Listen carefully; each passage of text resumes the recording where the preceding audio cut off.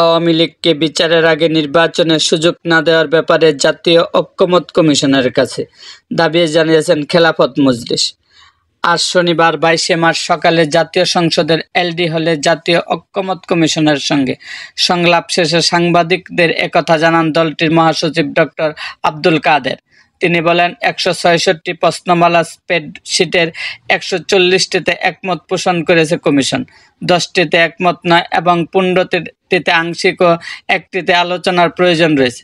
নির্বাচনের আগে প্রয়োজনীয় সংস্কারের দিকে গুরুত্ব দেওয়া হয়েছে, যা 10 মাসের মধ্যে করা সম্ভব বলে মন্তব্য করেন দলটির মহাসচিব। সংস্কার কার্যক্রমে ঐকমত্য সৃষ্টির লক্ষ্যে জাতীয় ঐকমত্য কমিশনের মূল সংলাপ শুরু হয় গত বৃহস্পতিবার 20 মার্চ।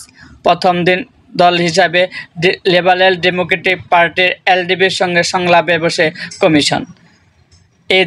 এরই ধারাবাহিকতায় শনিবার 22 মার্চ সকাল 9:30টায় খেলাফত মজলিসের প্রতিনিধি দলের সঙ্গে সংলাপ শুরু করে জাতীয় ঐকমত্য কমিশন।